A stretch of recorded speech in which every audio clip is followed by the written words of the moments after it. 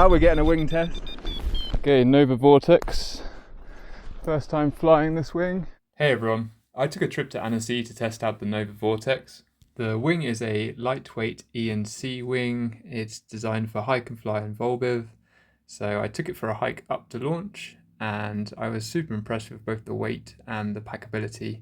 Here the wing is wrapped around my harness and you can see it's a pretty small package. I picked up the demo wing from these guys, and if you want to test out a wing, please get in contact with them. It's €40 for the day. And after that, I inflated the wing and had a good look at it. It's a demo wing, so it's always worth having a proper look at these things before you fly them. So yeah, just a couple of inflations to make sure it was all good. Yeah, it looks all good. So let's go fly. Woo! This launch is a tiny bit in the wind shadow, and the wing behaves super nicely there.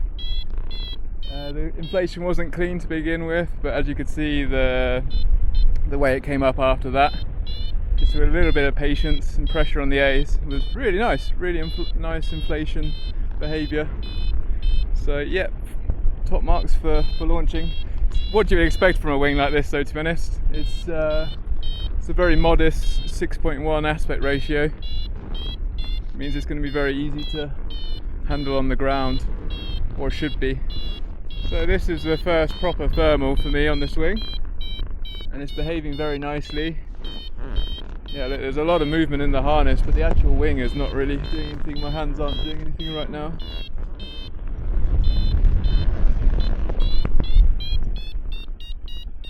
What happens if I don't catch it? Nothing. So I'm pretty light on this wing, and I've intentionally kept it like that. I want to see how the wing feels when I'm on the bottom end of it, because I'm sort of in between sizes, and often I fly with bivy kit, and with bivy kit I'd kind of be just inside the sweet spot, the XC sweet spot as they call it, NOVA. So I wanted to see what it'd be like to fly it a little bit lower if I just want to use it for hike and fly, and yeah, it's feeling pretty nice so far. Okay, so the first thing I'm going to say that I don't really like is the brake handles. They're not my favourite. Feel pretty cheap, look pretty cheap, but I guess they're lightweight. But yeah, I can't say I love them. I quite like the ozone handles where you have like a solid bit here. When you take a wrap, the line goes against that. Feels really nice when you get the position just right. This doesn't have the same feeling. I think that's about 50% speed bar, something like this. One thing I've read is that the B handles are a little bit heavy, and I can feel that, but they're not super bad. So riding through a thermal right now on 80% bar. I've got my Vario switched off right now if you're wondering why there's no noise. Yeah, there's no drama whatsoever. It's a bit of movement in the wing.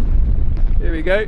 So I entered that thermal on 80% bar and it was literally no drama whatsoever. This is always one of the roughest areas around here as well, this little bowl here, because you have the valley wind here, and sometimes you have a wind coming over the top of here, and even the coal there, depending on what's happening on the day. And yeah, feeling pretty confident to hang out here on this wing. Woo, this is a nice thermal. Yeah, nice, 4 meters. The wing is solid, not a lot of movement at all. I've got about 15k an hour of wind between these two mountains.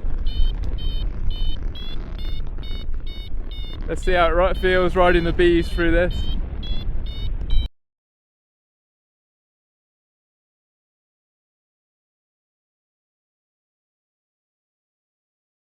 Coming into the back of here on speed bar. Yeah, nice.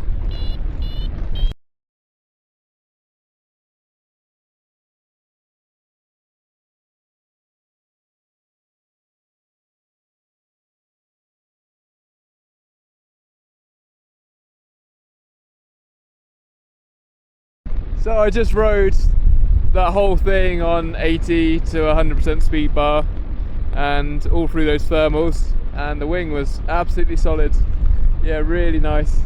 The B handles get a little bit nicer on speed bar and they're really easy to control the wing, but the wing doesn't need too much input. It's super nicely behaved, so yeah, really happy with that.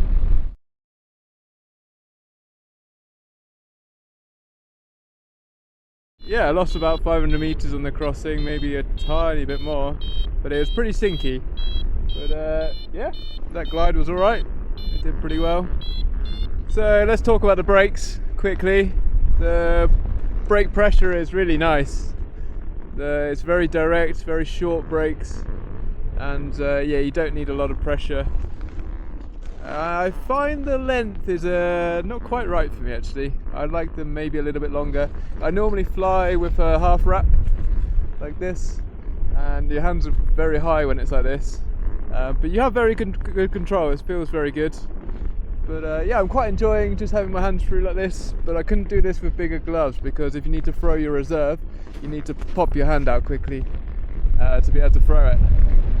So if I had thick gloves, I wouldn't really be able to fly like this. And that's my only thing, is maybe I would lengthen the brakes a little bit. But yeah, the pressure and the feel is very, very nice. Yeah, no complaints at all. Turning characteristics. How well does this wing turn? Overall, very nice.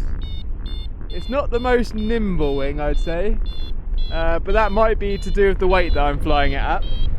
I imagine if I was a little bit heavier on the wing, the turn, like now when I'm putting all this input in, that would be a little bit sharper. But overall, it's very nice. It doesn't dive when it turns. It stays very flat, which is a very good characteristic for thermaling. You don't want the wing diving. And you can tighten up the turn nicely to get into that core. Okay, I'm going to try out a really tight thermal turn here. Just holding back that outside wingtip. Yeah, that's really nice.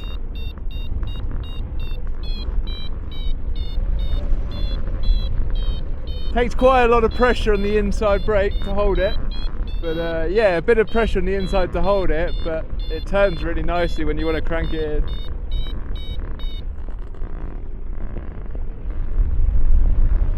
For the gram. Wow, hitting some turbulent air here. This valley's pumping.